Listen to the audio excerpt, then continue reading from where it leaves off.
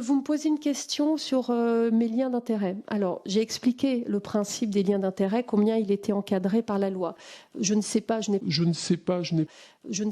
pas regardé les médias ce matin. Ce que je peux vous dire, c'est que l'encadrement de mes liens d'intérêt est extrêmement strict. Il n'y a pas d'enrichissement personnel parce que c'est ce que l'on peut soupçonner avec les conflits d'intérêts. Il n'y a pas de financement occulte. La base de transparence est là pour le prouver.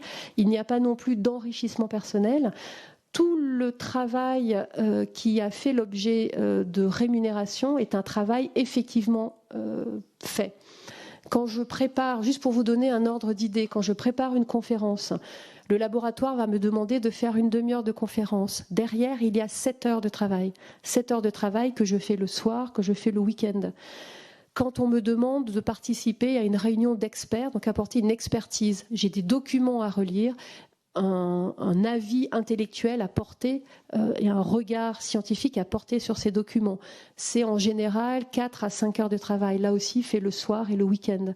Donc il est normal que quand on fournit un travail, on ait une rémunération à la valeur du travail que l'on fait, cette rémunération étant encadrée, déclarée et en toute transparence.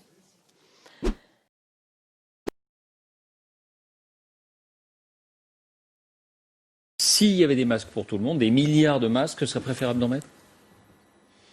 Je ne pense pas que le coût-efficacité de la mesure soit en faveur du masque pour tout le monde. Le fait que tout le monde porte un masque, évidemment, ça protège tout le monde. Je pense que cette histoire va au-delà de toute controverse scientifique. Je suis absolument écœurée par ce qui se passe.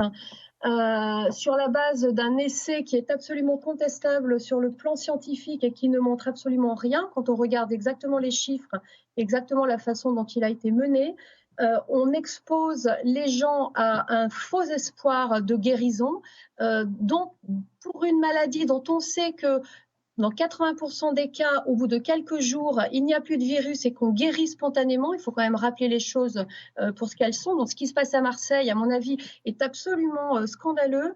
Utiliser un médicament comme ça, hors AMM, c'est-à-dire hors autorisation de mise sur le marché, en exposant les personnes qui le prennent à des complications, sans avoir vérifié des conditions d'utilisation de base de la chloroquine, je pense que c'est vraiment en dehors de toute démarche éthique, même si ce médicament peut potentiellement avoir une activité, ce qui a pu être montré sur des données in vitro, on ne peut pas comme ça maintenant le donner à n'importe qui dans n'importe quelle condition. Je pense que c'est extrêmement dangereux et ça fait partie de cette réaction insensée et complètement hors base scientifique correcte. Donc il faut faire extrêmement attention.